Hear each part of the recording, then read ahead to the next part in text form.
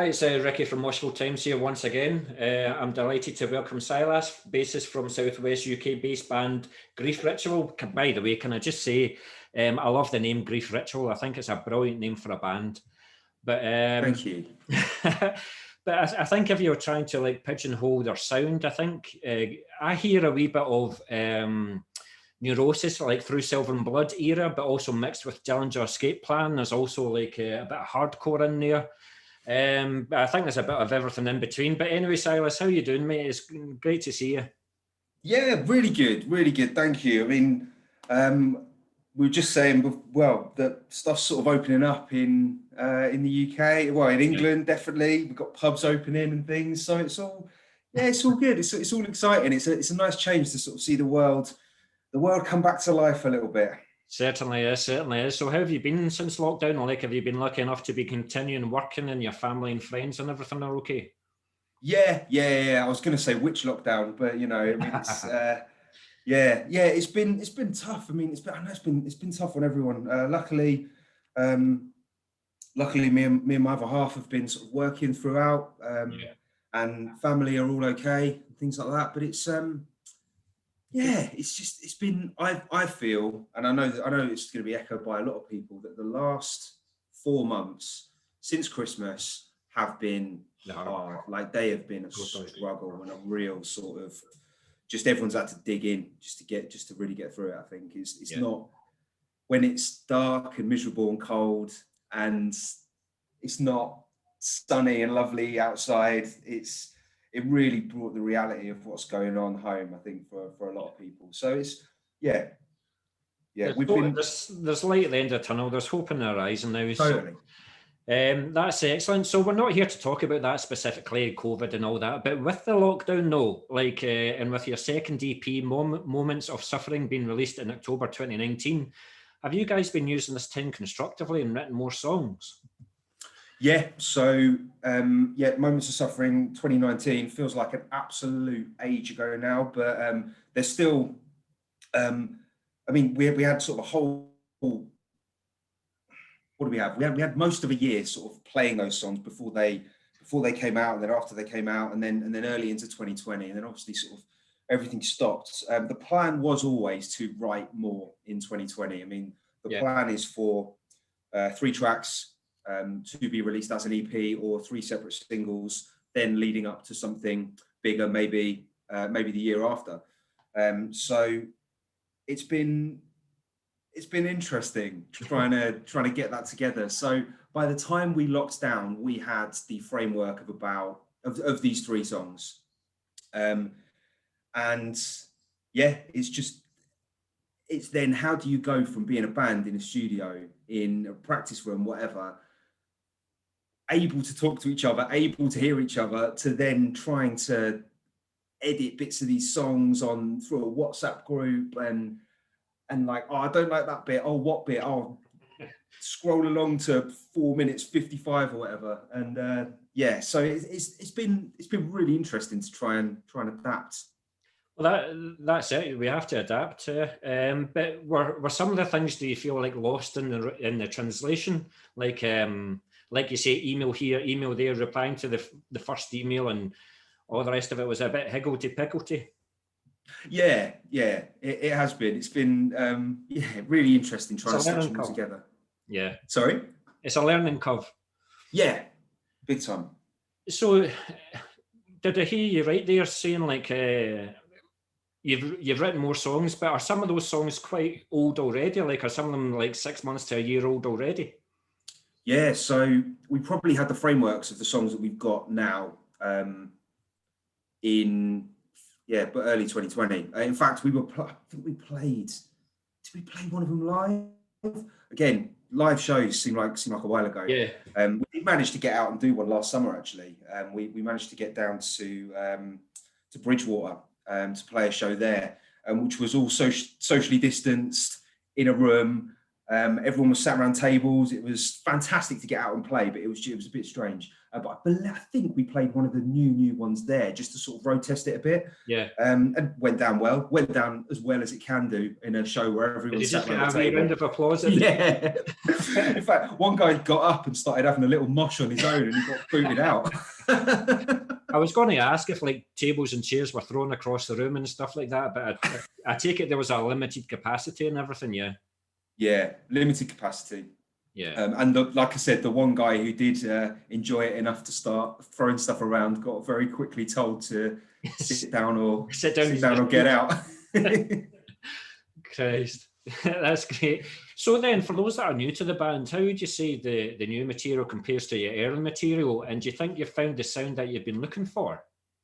Yeah, is the short answer. I mean, we've definitely found a sound that we've been looking for. We've been really thinking what's missing over, especially given the lockdown. We've had a lot of time to sit and ponder over these frameworks of songs that we've had since early 2020, and think, right, where do we really want to go? Because we've got the time, and if we come out with something shit after 2 years of not putting anything out, then that's going to be rubbish. So the sound is slightly different.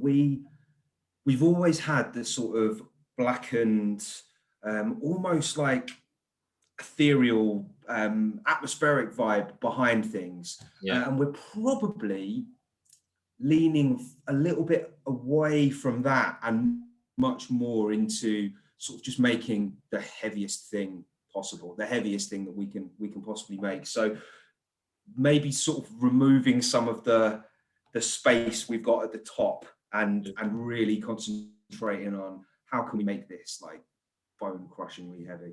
Yeah, because I think we've drawn a lot of experience from bands like Harm's Way and Justice for the Damned. Really, I think some of our sort of background hardcore influence coming in there about and sort of really thinking, how can we just do what these do something like what these guys are doing and really sort of make something punishingly heavy. Yeah, because there was a big difference in the sound from the first EP to Moments of Suffering. But I take it with the new stuff, the fans of Moments of Suffering won't be disappointed. Not at all. No.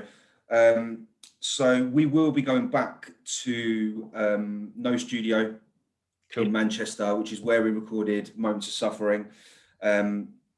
Absolutely fantastic studio. Really get our sound and got the best out of us in quite a short space of time for Moments of Suffering. So we will be going back there.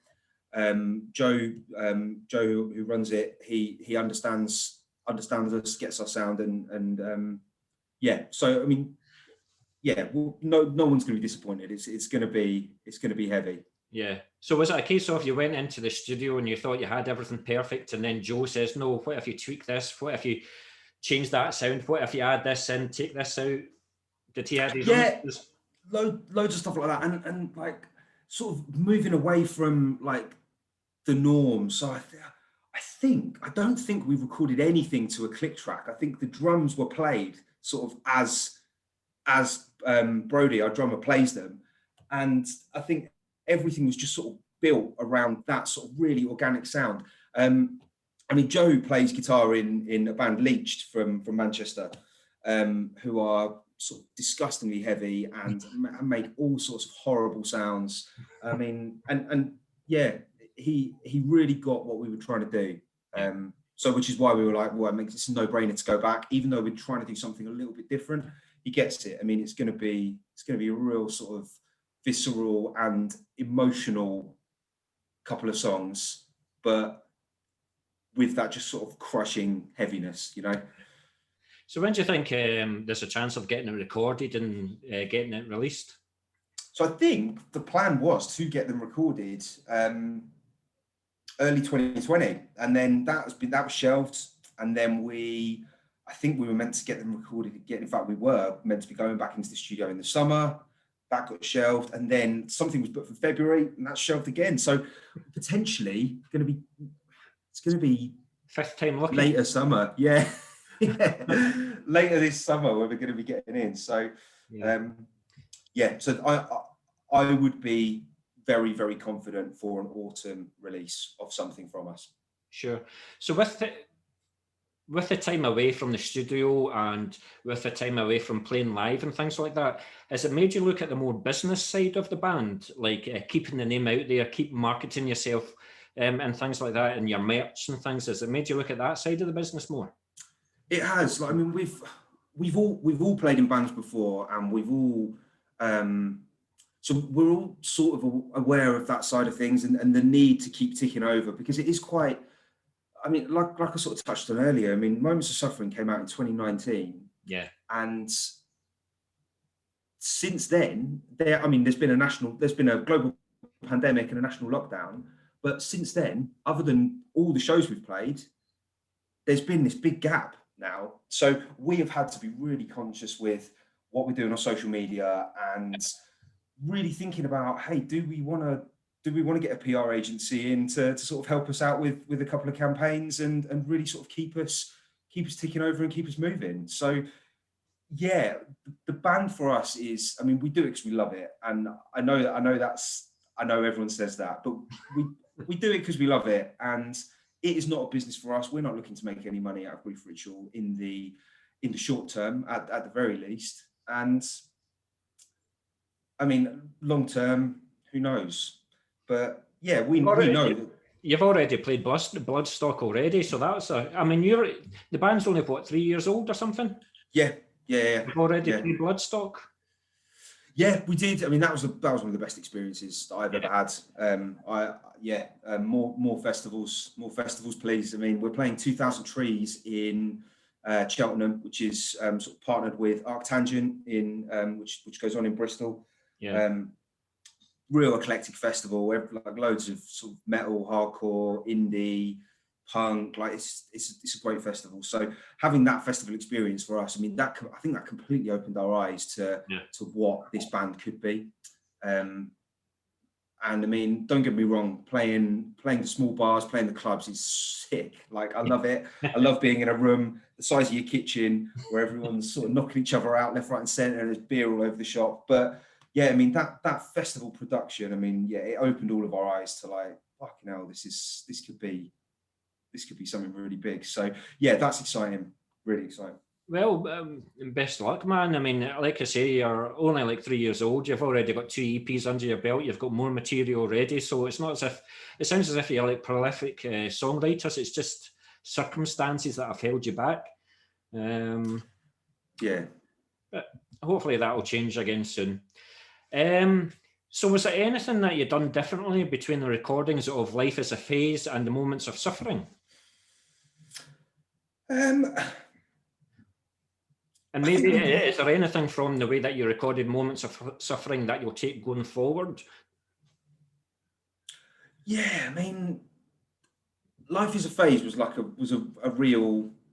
I think it felt like a bit of an experiment. I mean, we came together in this melting pot of sort of a couple of guys. I mean, I was in hardcore bands and stuff, and like we had sort of this sort of, well, fans of like Iron Maiden and Slayer and like the big four bands, and but also like this real sort of like underground hardcore scene and even like black metal influences. So I think Life is a Phase was all of us just throwing what we knew, what we were good at, and what we sort of loved onto a page as 4 dudes, and that was what we came out with. And I still think that's a great record. There's some fantastic songs in there. I mean, Recidivist, every time we play that, it people love it. I love it. It's a piece of piss to play, so I can jump around and pull my faces and stuff. So it's But then so going into Moments of Suffering, I think that's when we really took the writing process seriously, and we thought, okay, what do we really like from Life is a Phase? What can we take on to Moments of Suffering? How do we want to sound? And we've sort of done the same again, like looked at what we have, looked at where we've been, thought what do we really like? What have people really reacted well to? Yeah. And then taken that forward. But like I said, with a much heavier sound. Brody, our drummer's sick of playing blast beats, so the black metal's out the window. But so yeah, it's just yeah. Yeah. Is there anything about the two releases looking back on it that you would change, or would you say these are pivotal times in our history? I'm perfectly happy with the way they are. Or would you change anything about Life as a Phase, for example, the sound, the way it was arranged, the artwork, anything? Or you just wish you had more time with Life as a Phase? You know what? I wouldn't. Speaking as myself, I wouldn't change any of it. I think it's a snapshot in history now, Yeah. and it should stay there, and we should learn from it. I wouldn't change anything. No, and we played some great shows off the back of that first record, and we did some really cool stuff, and built a really loyal fan base off that record. So yeah, it now looking back, I mean, mate, if we were to write that record now, maybe it would be different, but I wouldn't change anything that we did when we made it. No. Yeah. I mean, it's always going to be there. I presume, like, for the next couple of releases and the tours that you do, you're still going to play some songs from it. I mean, you write about 2-minute songs anyway, so you need something to fill a 40-minute set. Yeah, I know. The new ones aren't any longer either. I think we might have topped 3.5 minutes on one of them. Great stuff. So how are the songs constructed in the studio? I mean, are they the main songwriters of the songs, or is Grief Ritual a band where all members contribute? Yeah, I mean, it's always been a real collaborative process. We've always worked together. I think that's why. I think that's because of our backgrounds, being in other bands and having to contribute to other bands in the past.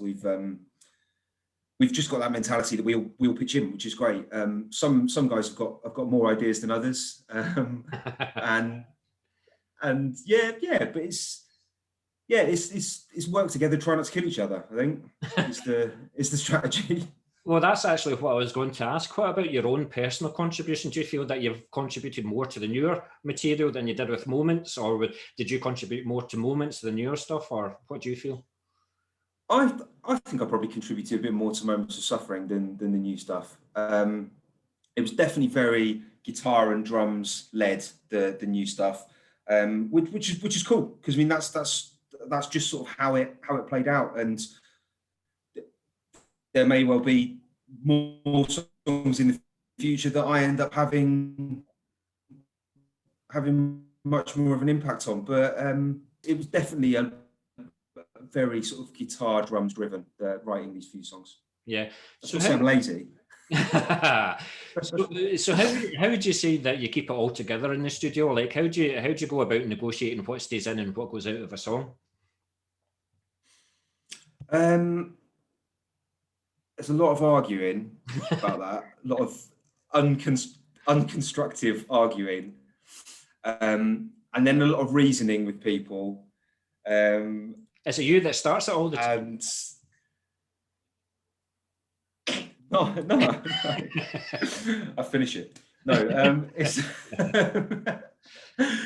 no. I mean, yeah. We always work well together, and there are disagreements, but there are disagreements in every sort of group setting, I guess.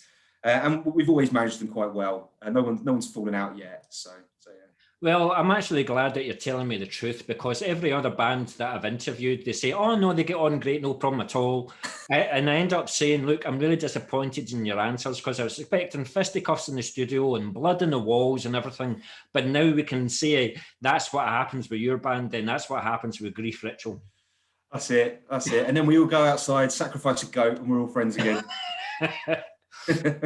Good stuff. So, unfortunately, as with the majority of bands, lineup changes are inevitable. So your guitarist, Matt, is no longer in Grief Ritual, and I was wondering if you've made inroads in relation to getting a replacement or replacements. Have you thought about like having two guitarists in the band, or just keeping it the one? Yeah, two was an option. I mean, it's an idea that we'd sort of flirted with a little bit before, having two guitarists. I mean, we're in a situation at the moment where we need to have one guitarist at the very least. So I mean, I think two down the line potentially. We're currently sort of got some irons in the fire, and we've got announcements coming up about new members soon. Oh, I thought you were going to get an exclusive there. I thought I was getting an exclusive. Not today, Ricky. No, good. No, it's good to see that you found a replacement already, so that's good.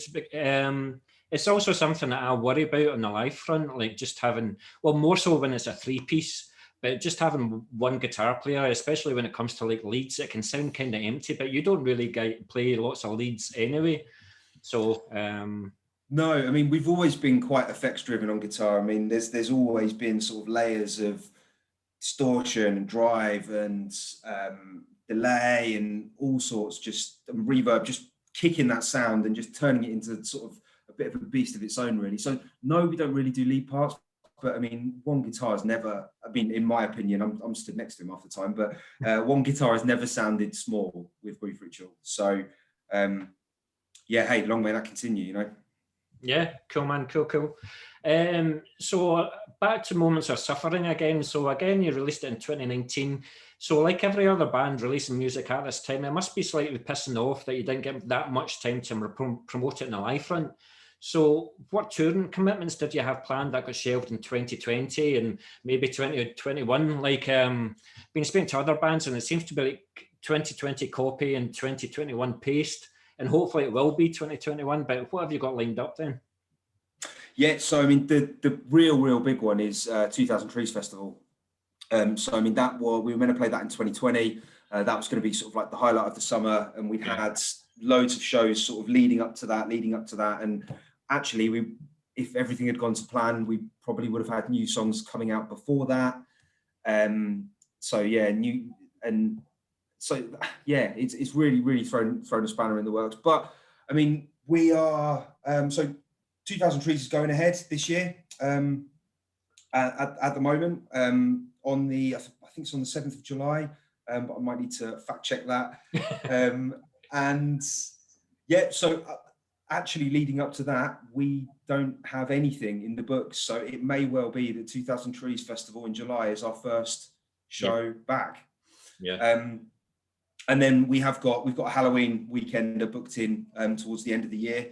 But yeah, books are wide open, and I think we got the reputation in 2019, especially for being sort of relentless gig players and relentless sort of touring around the country. I mean, we played 54 shows in 2019. So yeah, I mean, it was one a week at least on average. Did you manage to venture north of the border? Did we? No, we didn't. We didn't, unfortunately. I wish we did. That's because we wouldn't let you in. We wouldn't let you in. No. But yeah, so I mean, we're a hardworking band, and we're so ready to start playing shows again. I mean, we've been ready for a long time. But hey, if 2000 Trees in front of a couple of thousand people is the first show back, then it's the first show back, and it will be a trial by fire, and but it'll be great, and we're looking forward to it. And yeah, anything else that comes our way after that. I mean, what we're really going to do is, when looking at the when the new songs do come out in the autumn, we'll be doing a lot more stuff leading up to that, I think. Yeah. Leading up to that, and then after that. But I mean, a lot of Moments of Suffering was written, and we played it before. Well, of course, it was written before it was released. But we played a lot of it before it was released. So actually, it made up, as you quite rightly pointed out, we only write 2-minute long songs. So we had the set's full. The set's every song we've got. So it's like, yeah, we played a lot of Moments of Suffering, and people were aware of it, of definitely a couple of the songs before that even hit the shelves. So yeah. It'll be quite funny as well when you actually turn up on stage and you see the other guys on stage and you're like, who are you again? What is it you play? It must be because you've not seen them in that long in person, you know. Yeah, everyone's got hair down to here. And So talking about gigs, then, did you ever think of like doing virtual gigs like that, like another way of, like, I don't know if you had the opportunity for a few months in the summer there to get together and maybe do something in the studio and do a wee virtual gig? Yeah, it was something that definitely crossed our minds, but we decided against it because we wanted to make sure that these songs were ready to go. So any time that we could get together was spent writing, rewriting, and getting sort of studio ready to record these songs that we then unfortunately still haven't recorded. Yeah. So where is it you record and you rehearse? Or where is it you rehearse? Who's your studio? So we're all Cheltenham based, Cheltenham in the southwest, Gloucestershire. So yeah, we've got multiple spaces in Cheltenham and Gloucester. We are thinking of potentially investing in, or at least sharing a space with another couple of bands that will bring costs down for us. Yeah. But yeah, there's a good few practice studios, rehearsal spaces around Cheltenham and Gloucester. I mean, there's a great music scene here. There always has been. Loads of bands, great for hardcore, great for indie, great for metal. And yeah, like a couple of good venues, like there's the Two Pigs and the Frog and Fiddle in Cheltenham, who are both just fantastic. And every band that we've ever been in, they've helped us out with that sort of hometown support. So it's great. I was going to ask about that. Like, has everything been okay in relation to like the pubs and the venues and things with the lockdown? None of them have had to shut down or anything? No one's shut down. No one's shut down, which is amazing. Really, really, really good. When things will be back to normal from a local gig point of view, who knows, man? But well, hopefully 21st of June. But yeah, who knows? Yeah, it's the same up here in Glasgow. I mean, we've got a good scene here. There's like 4 or 5 clubs, probably within like 200 yards of each other. And when things open up again, I think the punchers are going to be spoiled for choice. I mean, these places can put like gigs on every single night, and sometimes you'd only get like 30, 40 people. But now that the situation, I think the punters are going to be spoiled for choice, but actually turn up and support the local bands. That's great. And I mean, I think that'll be the case too. You know, people will make a point of going out because we haven't been able to go out. So I think there'll be a lot of support locally when things really do kick back into how they used to be, for sure. And if you do a UK tour and stuff like that, there's certainly a number of venues I would recommend you play in Glasgow and Edinburgh, but I would also consider like places like Aberdeen as well. You might think like, oh, that's too far north or anything like that. They are absolutely crying out for gigs, and every gig that they play up there is always well attended. So if you're ever thinking of like coming up to Scotland, then certainly do Glasgow, Edinburgh and Aberdeen, maybe even Dundee in between. So definitely. I mean, if send me the contacts. We're keen. I mean, like I said, we're a hard-working band, and it's not something that we would ever shy away from. So yeah, for sure. Excellent. But also another reason for contacting you today is that you're going to be playing Badgerfest in October. So is that a gig that you're particularly looking forward to as well? Yeah, definitely. It really is. I mean, we love Manchester. We love we love anything sort of all day, anything sort of festival orientated, and there's some great bands on there. So yeah, really looking forward to playing. Are you going to be staying the whole weekend? I don't know. Is the short answer to that. I mean, I don't even know if you know what day you're playing yet. I know. I haven't got a clue what day we're playing. Yeah. So is there any other of the bands on the bill that you're going to be keeping an eye on? Let me have a look. I haven't had a look at the lineup in ages. Quite a lot of bands. There's actually quite a good Scottish contingent coming down. Quite a lot of people are looking forward to seeing God Eater. There's a few that I've mentioned, Diane Alton, Ramage as well. God Eater, definitely. Raging Speedhorn. I mean, we played with Raging Speedhorn before. They're fantastic. Ascaris are a Gloucester band. And I think Sam from Ascaris is who put us in contact with John in the first place. I mean, Ascaris is sick. They were on one of our Metal to the Masses shows that we played on the lead up to Bloodstock, I think. Yeah. They were either on one of ours and we beat them, or they were on another one and we watched them and cheered them on, one or the other. But yeah, so that'd be great. That'd be really good. I mean, Badgerfest, I think it's only like 4 or 5 years old now, but it's getting bigger and better every year. The venues are getting bigger and the bands are getting bigger. So he's definitely creating a reputation for himself. So I've been trying to come down to it, but I actually got tickets for it last year, so they're just obviously just going to roll over to this year. So I'll definitely be there. I'm kind of scared to watch you guys on stage though, because you're all, you're all quite muscly guys, quite scared. We're all idiots. Don't worry about that. It's fine. No, no, it's very friendly atmosphere with Grief Ritual. Yeah.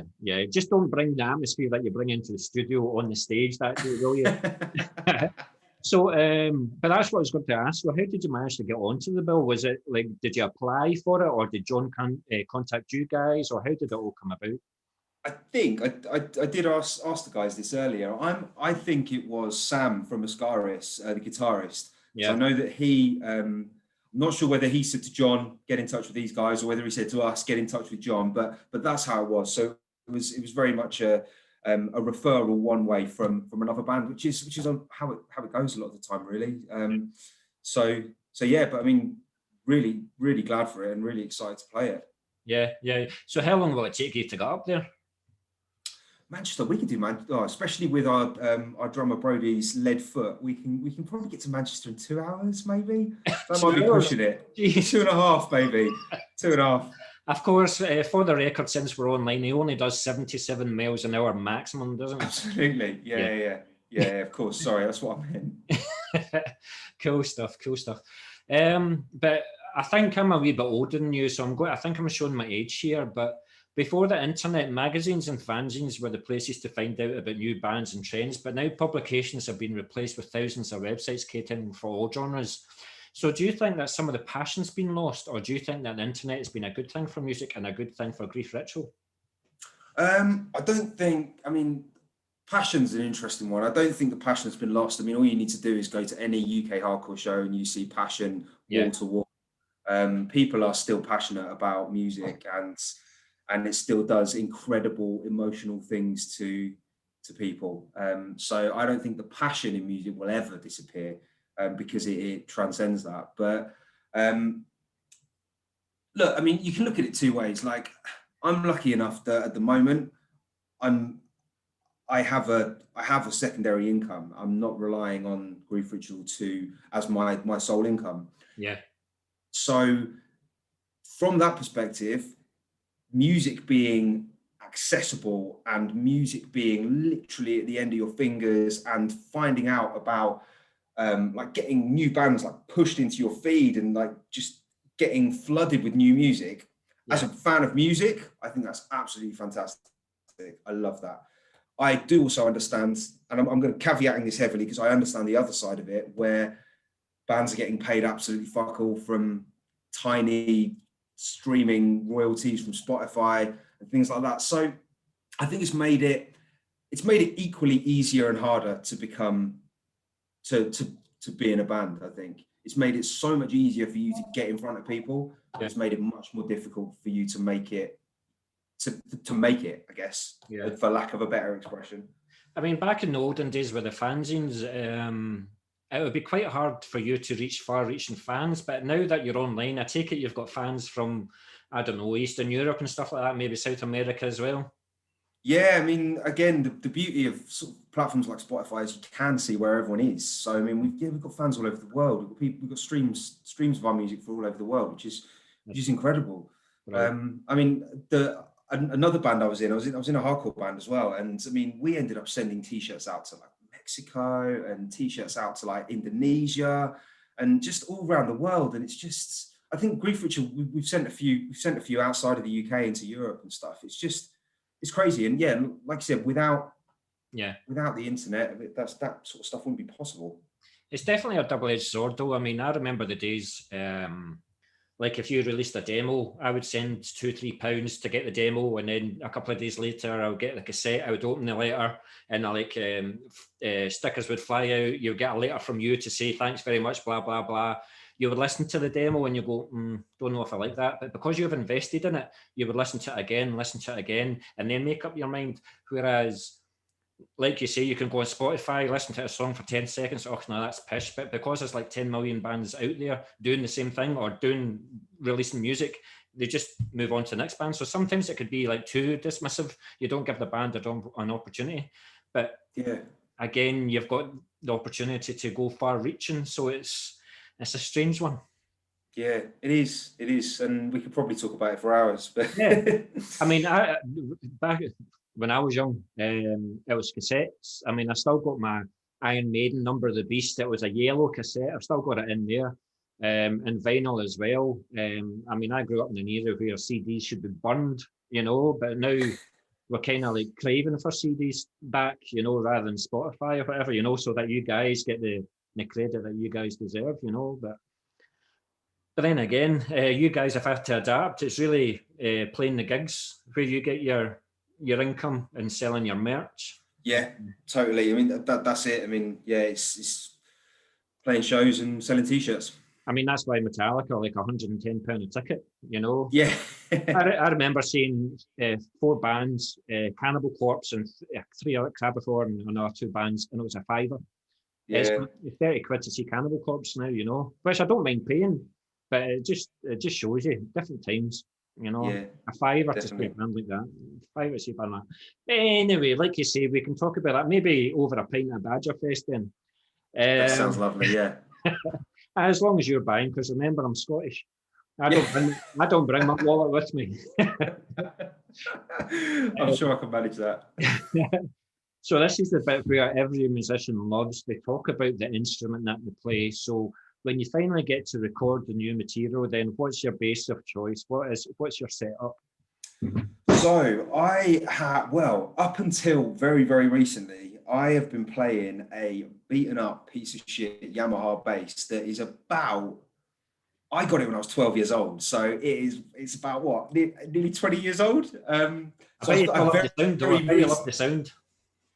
I love it. Yeah. And I have recently upgraded. So I've recently bought a Music Man copy, the Subray one. So it's sort of like the nice sort of entry level, looks like a Music Man bass. Nice active pickups. It's lovely. It plays really, really well. I mean, to be honest, the sort of abuse that the guitars get through how we play. I mean, it's if anything more sort of more prestige than that would be a waste, really. So so I've got I either use my beaten up horrible old bass or I use my nice slightly shinier bass. Got actually like quite a substantial pedal board for a bass player. I mean, again, like I said, my background's hardcore, which is literally just plug your bass in and turn the treble up, and that was that. But yeah, so I've so if you came a wee bit techie, then I've become a bit what? Techie, a little bit. It's opened my eyes to pedals. I mean, I've now got a distortion pedal. I've got an Abominable Electronics Don't Shred on Me distortion pedal, which cost me an arm and a leg, but it is so worth it. It is the most disgusting sound you can get out of a bass guitar that I've ever heard. And again, that's what I used on Moments of Suffering. It wasn't mine at the time. I used the one that was at the studio. Yeah. And I was completely converted. It was fantastic, and it made. So there's going to be lots of that in the new record, then the new sound. Yeah, definitely. So it's heavily distorted bass. I've got a nice line switcher pedal, so I can mix my wet tone in with my dry tone, and then I've got a big fat preamp big muff, which just feeds a bit more distortion into the whole thing and ties it together, really. So yeah, that's about as techie as I can probably. I'm just actually wondering if you just really want to be a guitarist rather than a bassist. I definitely don't. No, I don't. But hey, look, it's quite an impressive setup for definitely more impressive than I've ever used before. So yeah. But that was born out of the studio experience with Moments of Suffering. I went in with just my Sans amp preamp pedal, bit of distortion on there. And Joe was like, okay, well, just put that aside. Here's my pedal board that I used with Leached. And it's just like, wow. So it makes all the difference. It makes all the difference because it's the low end, but now it's low end that's just fucking filth. So no, looking forward to hearing it. But what is it that drew you to being a bass player then? Who was the inspiration for you? I've been a massive Pantera fan for many years. Probably as yeah, I mean, Pantera were probably the band for me when I first got into heavy music, and there were a few of us who sort of felt the same, and so we tried to start a bit of a Pantera style band. I'm talking like 12-year-old kids here. Of course. Tried to start a band that sounded like Pantera, and the only spot left was bass. So I mean, I had an acoustic guitar and stuff, and I'd always sort of noodled away on that as a kid. But yeah, I picked up the bass because I wanted to be in the band, and that's how it stayed ever since. Here you are 20 years later. That's it, talking about flipping line switch pedals. And yeah, no, it's great. I love it. I love being that, especially playing with the relationship I have with Brody, our drummer. I think when we play is great, because Grief Ritual is really driven from behind and from beneath, I guess. So yeah, the Brody's pure power. He is one of the most powerful drummers I've ever played with. He plays so fucking hard, and then having a great bass line, hit him like with those drums underneath. I mean, it all just it's really cool to be part of. The other guys are great too, but I think that sort of drum and bass, like real core, like rhythm section, is. So what you're saying is, when I see you at Badgerfest, I better not stand too close to the speakers then. I might not have any ribs left by the end of the first song. That's the plan. Yeah, that's the plan. Great stuff. Listen, it's been an absolute pleasure talking to you. I'm very much looking forward to hearing the new material. So obviously when you get your new material recorded and things like that, you know where to send it to. We'll certainly do a bit of Moshville Times. We'll get it on BHP Radio. We'll get it on Lucky 7 Radio. We do a podcast as well. We'll get you in for an interview again. Absolutely no problems with that at all. I hope this won't be the last time that we'll talk to Grief Ritual. But for people to find out about Grief Ritual, then where will we find you on social media? Yeah, of course. So we're on Facebook, we're on Instagram, we're on Twitter. Yeah, search for Grief Ritual. And all our music's on Spotify and Bandcamp as well. And then we've got sort of any links to merch. We may still have tapes. We made a load of cassette tapes of Moments of Suffering, which I know went like hotcakes, but yeah, there may still be some of those left. But yeah, we've got our own got a website with sort of the merch store on as well. So yeah. Well, I tell you what, do you have any Moments of Suffering tapes left? We may well do. I don't know. And CDs. Do you have a CD left? Yeah, we did a load of DIY CDs, so we can probably just pop one of those in the post. Well, I'll contact you after this, and I'll pay my way. But you're going to have to do one favour for me. Can you get it signed? It's just something that I always do. I know it'll be some time yet, but if I can get it signed, then that'll be great. It's just something that adds to my collection. So I'll certainly pay my way, but we'll sort out that after. But listen, as I said, Salas, it's been an absolute pleasure talking to you, and I wish you guys the best of luck, and I'll be looking forward to seeing you at Badgerfest. Thank you, Ricky. Looking forward to seeing you too, mate. Cheers. Cheers, mate. Thanks.